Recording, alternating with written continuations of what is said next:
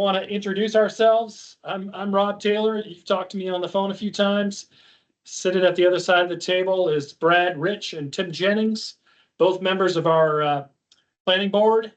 We're very happy to meet you here through the technology of Microsoft Teams. And I see you have Alex on as well. Hey, Alex, how's it going? Can you hear us? Good. How are you, Rob? I'm doing great. And just we're introducing ourselves, and so we'll start it out. Just full disclosure, we're recording this so that we can play it back for planning board members later on, because we couldn't have everybody at the meeting tonight. There's a planning board meeting at 6:30, so you're being recorded, and so we've introduced ourselves. We'll now turn it over and let you two introduce yourselves and talk a little bit about your company and your capabilities. So Judi, you want to start us off? So can you hear me? Yes. Yes. Okay, because for some reason I can't see you. So I only have audio right now. And I'm not sure what the problem is. We can't see you either. Very strange. Yeah, we can hear you. We just can't see you. We saw you at the beginning, but you disappeared. I know. So you know what? I'm just going to sign off and sign back in again. I'm sorry to do this to you, but I mean, I'd like to be able to see you too. So I'll be right back. Yep. Sure. Nothing like technical issues, huh? It's such a pain. So fun. Yeah. You think it would work better, but it seems like Teams with each update works slightly less well. So yeah, that's where we're at. Well, your internet connection, if it's a little hokey, it drops the video. Yep. Yeah. Right. Where are you today? I'm in our Burlington office, but I actually live and mostly work from my home in White River Junction. So I'm fairly local to you all, and I'll talk about more later. I used to work for the Upper Valley, Lake Summit BRPC. I used to work with Rob a little bit as part of that. So I'm the local connection. I hope this works. We got you. Sorry for that. No problem. Sometimes this computer does not like Microsoft Teams, and I don't know why. In any case, I'm Judi Barrett, and it's wonderful to meet you. I know you already have talked with Alex, so maybe we should just do a little introduction of who we are. I mean, I know you've seen the proposal and so forth, but I always like to talk about us a little bit more than what I might say in the proposal. And then Alex, if you want to jump in, I think that's fine too. Yeah. Go ahead. We were talking about it being the elevator speech for your company. Go ahead. So it's fine. So Barrett Planning Group is, we're based in Massachusetts. We work all over New England. I've been in the field for 35 years, worked in a variety of locations, total of 18 states and over different periods of time.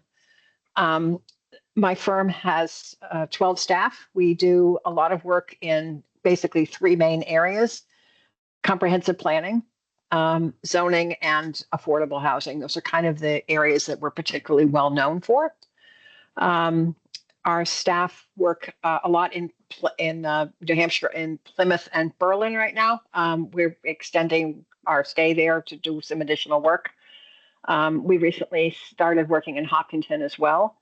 We're pretty familiar with the land use and zoning regulatory scheme in New Hampshire, which is quite different from Massachusetts and quite different from Rhode Island, and you're all different. That's all I can say. And it's kind of fun to work in a new state where you find out just how much the more things are alike, the way they, they're more alike than not. So we enjoy doing zoning work. We like to clean up zoning ordinances and site plan regulations. I can't tell you how much of our time in a couple of the other communities we've worked in has been really centered on cleaning up what's there.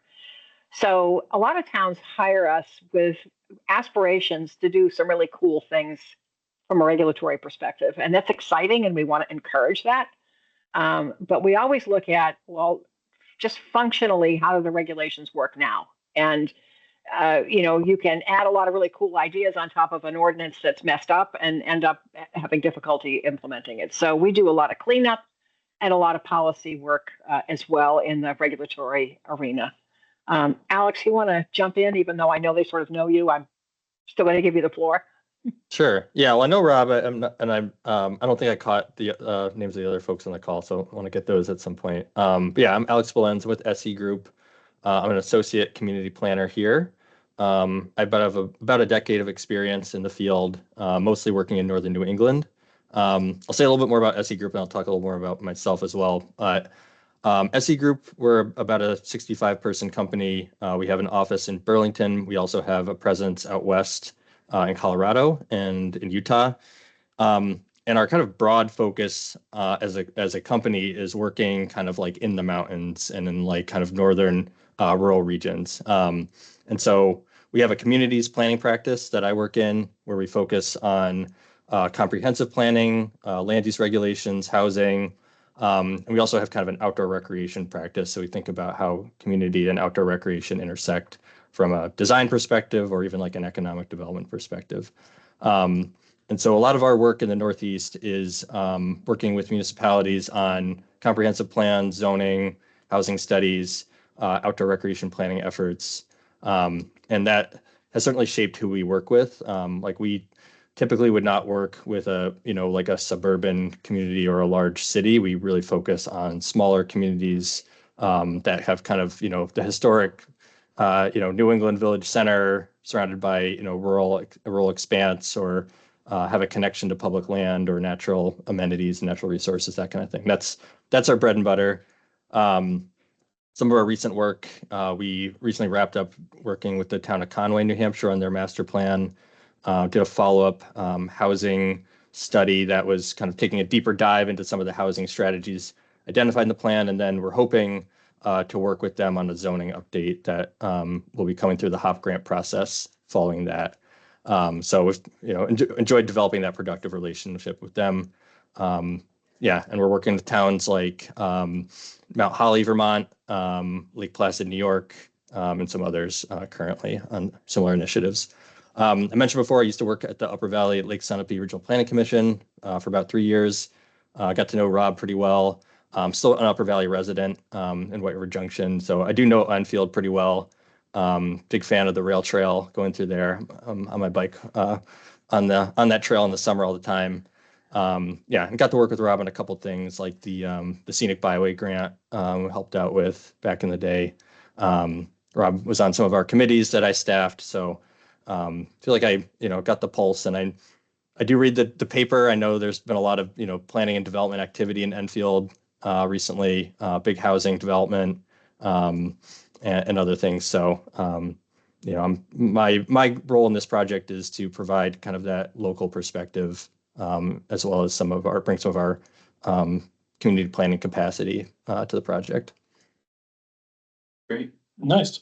Brad, you want to start us out with some questions? Sure. By the way, Alex, it's Brad, Rich, and Tim Jennings are two planning board members. I think I might have talked to Alex when we were doing the master plan, the transportation chapter. Yes. That would make sense.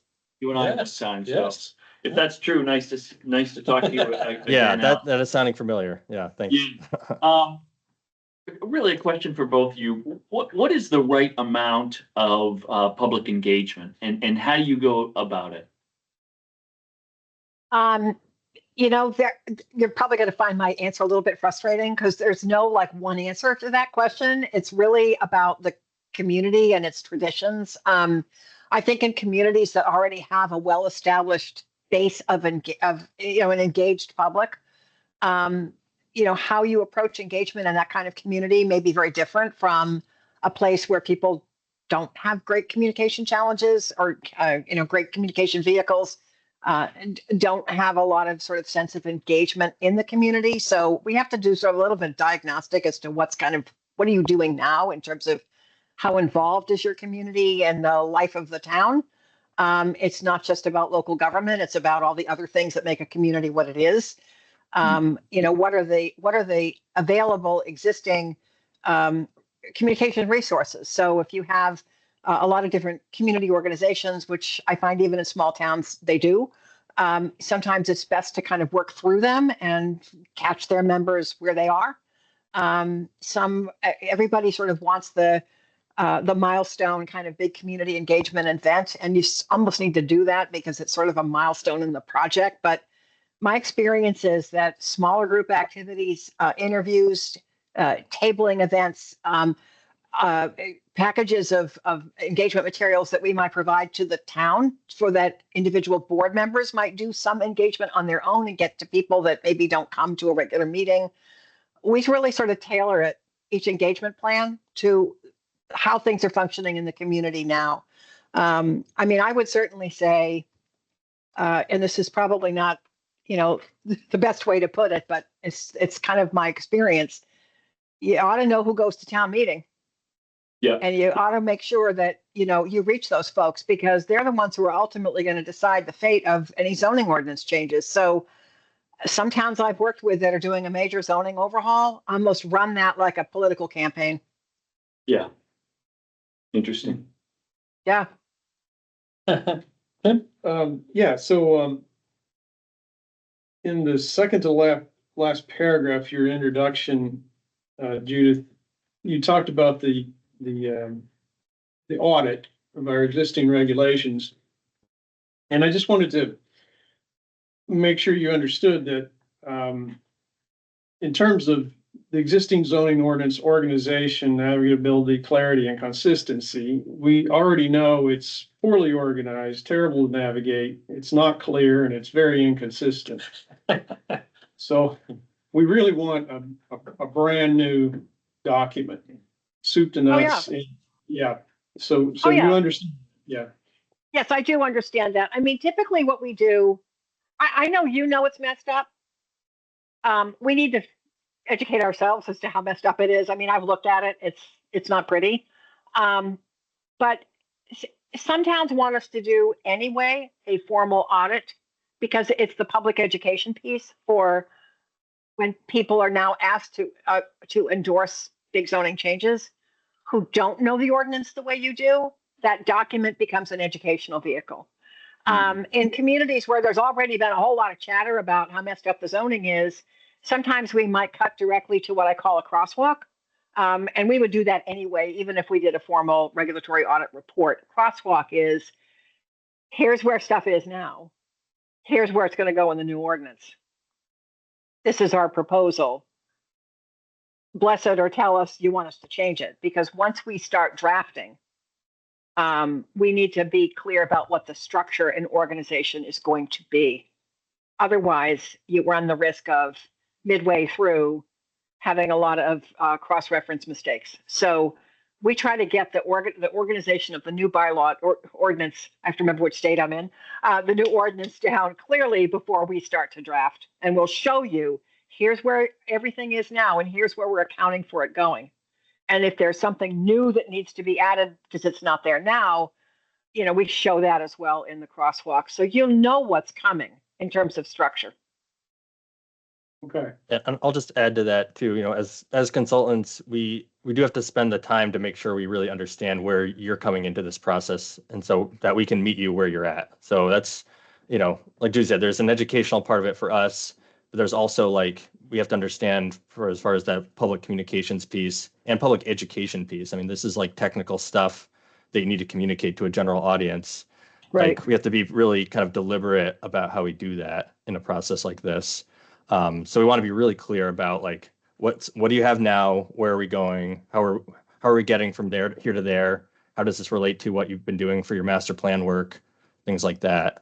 So it all kind of comes together, but we have to we definitely don't want to come in and just start, slashing and burning, and, think we know best when we have to take that time to set that foundation for the process. Thank you. Assuming you guys, I'm pretty sure you said you guys have some experience in the New Hampshire HOP program, this housing opportunities planning thing. Talk about some of the sort of lessons learned there. Obviously, we're a couple years in on this program.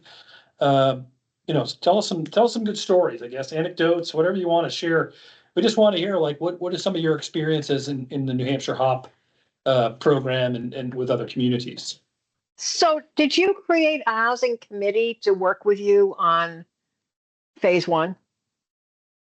Or No. was this all the planning board? I'm just trying to understand how you approached it. Well, we did have the subcommittee, on Right. the master plan, Right. which was housing. Okay, right. Yeah, we've Right, been working, okay. since I got here, we've been working hard on master planning. We adopted a phase one of our master plan, which were the first sort of 5 chapters. Yep. Included the 2 that we had to have and a few others. And then we are now, that was 2 years ago, we adopted it almost exactly. And now we're getting ready to adopt phase 2 of the master plan, which includes additional chapters. 5 chapters. So that's been a huge project that's been going on simultaneous. And we did do a hop round 1. We're gonna put forward about 5 amendments for town meeting approval that we thought were important enough to get them on there, even though we're talking about a full wholesale Yeah, but rewrite. those were stopgap, right? I mean, those Yeah. were the easy, Plugging the dike. really important, Yes. issues where, anybody who you talk to in town realize, well, most people you talk to in town realize that there's a substantial amount of rewrite that needs to take place. Well, that's a good place to start. Yeah. It's helpful when the public understands there's a problem. Yeah. So Plymouth, I mean, I'll just talk about the towns we worked with a little bit. Plymouth was I love that town. I cannot wait to go back there. That planning board is fabulous. They argue, they don't agree on everything, but they know how to reach a decision. And they're just wonderful people to work with. We had a great time there. We got a lot done. All the zoning revisions they put forward passed at town meeting, which was huge. But there were things that weren't ready to go, and those are still to come. The harder ones are still to come. But you have to start somewhere, and the ordinance is such a mess that it made sense to start where they could. So they had a housing committee. I'm not sure it was all that helpful to them once they got through the phase 1 piece. It really became a planning board project. But they worked really hard with us. I spent a lot of time in Plymouth. I still do, even though technically we're done, but we're probably expecting to go back there if they get funding under Hop Round 2. Berlin, they had a sense of what they wanted to do anyway, because they had recently done their master plan update. I think with the same consultant, you folks have been working with Steve Whitman. Steve had been in Berlin. I know Steve really well. So we had a good foundation to spring from in Berlin. And also they have an amazing community development director there. But what a challenged city. I mean, oh my goodness sakes. Just so many issues and so many aspirations that are really, you can't just fix them with regulation. There's a whole kind of market thing there that's challenging. So, but a town that just takes to heart very seriously addressing affordable housing needs. It's one of the few communities I've worked in that actually provides in their list table of uses things like a shelter for people who are homeless, for transitional housing. I mean, they're very serious about it. Hopkinton, we're just kind of getting started.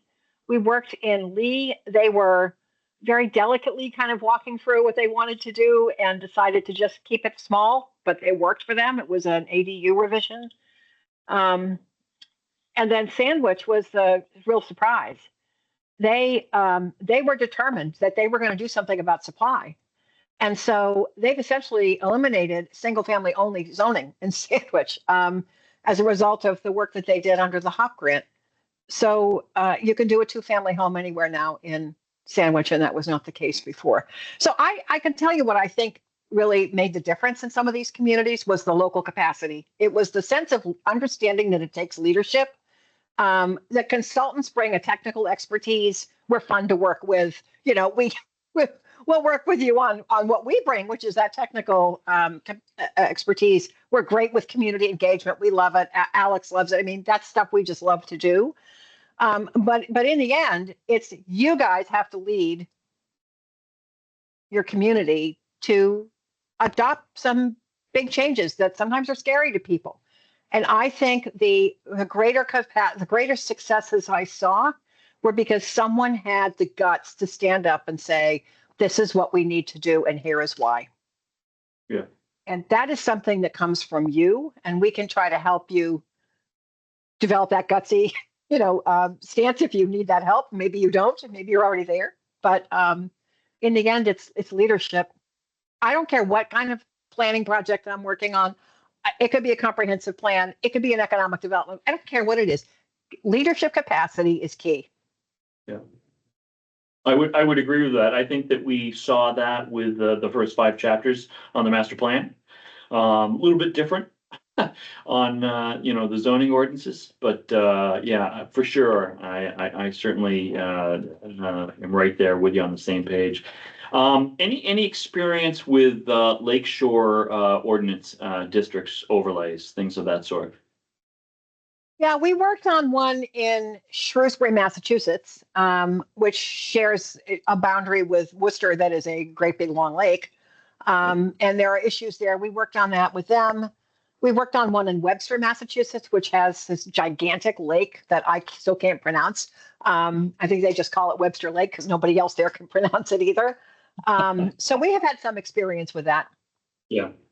That'll be important because Enfield has a lot of lakes, obviously, and there are certain issues associated with the homes around the lakes. Oh, yes, absolutely. So full confession, I grew up in Hancock, so I know a little bit about your town. I have been there, but we also had lakes issues in the Hancock, Peterborough, Harrisville area as well, and they are still dealing with them. So it's not unfamiliar territory for me. Yeah, we will say that we sit at the intersection of water quality and development. Yeah. Kind of an important thing, yeah. Yep. Going to conditional use, have you guys have any experience with that? We obviously, because of the weakness of our ordinance, I think we do way too much in the zoning board purview. A lot of variances and things like that. Do you guys have experience with sort of transitioning away from that and into conditional use permitting instead? I do, but Alex, I see you nodding your head. Do you want to address this or shall I? Sure, I can just give a recent example. We've been doing and are still doing work with Waitsfield, Vermont, where Sugarbush, Mad River Glen are. So we did some zoning work. Now we're doing some kind of village center planning work. But in the zoning, that was a big thing that they were looking at. I mean, they're a town of 1,500. Despite everything that's going on there, they don't have a whole lot of resources. And in Vermont, they have Development Review Board, ZBA, and Planning Commission, and they're like, all right, we only get so many bites at the apple in terms of getting good projects coming in here, and we don't want to like shoo away, especially if it's something like this is a local who wants to do something with their own property and they're not super experienced in the development process. Like we want to produce an outcome that is in the interest of our community, but we don't need to make them jump through the same hoops that a large scale developer is going to with resources is going to do. So there was a lot of time spent with, especially if you're thinking about things like smaller scale housing development, missing middle. So we ended up at anything 4 units or less was taken out of kind of the traditional review process, and it could be approved by right, just administratively. Through there is where we ended up on that. And, that was a big process, and that was not like necessarily even our consultant recommendation at the start. But that was something where they were like, what's the zoning administrators like, yeah, I feel good about this. Like I have the capacity to take this on if you are comfortable with this. So we spent some time developing standards associated with that so they could feel comfortable with that kind of small scale development coming in, so that, those folks can make that good use of their property and do that kind of thing that's going to be in a community beneficial use. So that was an interesting process for sure, just as a recent example. So I have to just jump in with a slightly different answer. That was such a good story. We took some uses in Berlin's ordinance that were special exception and morphed them over to conditional use permit and wrote the standards for the decision. And that worked fine. In Plymouth, there was actually a fear on the planning board's part of taking on some conditional use review. And maybe it's just better to leave it with the ZBA and let them do their special exceptions, which the ZBA was perfectly happy to keep. It was pretty interesting. that they just kind of were a little skittish about taking that on. And yet they had the greater staff capacity in the planning department. So I keep coming back to leadership. Sorry. Yeah. Yeah. How about, form-based codes? Any experience with that? Yeah, we did I'll call it a form-based light in Bedford, Massachusetts on Great Road, where they had a really schlocky commercial district and they were getting stuff they didn't like. And it was very obvious it was in their regulations, it was the problem. We had a landscape architect work with us on that. And it's been pretty successful, I would say.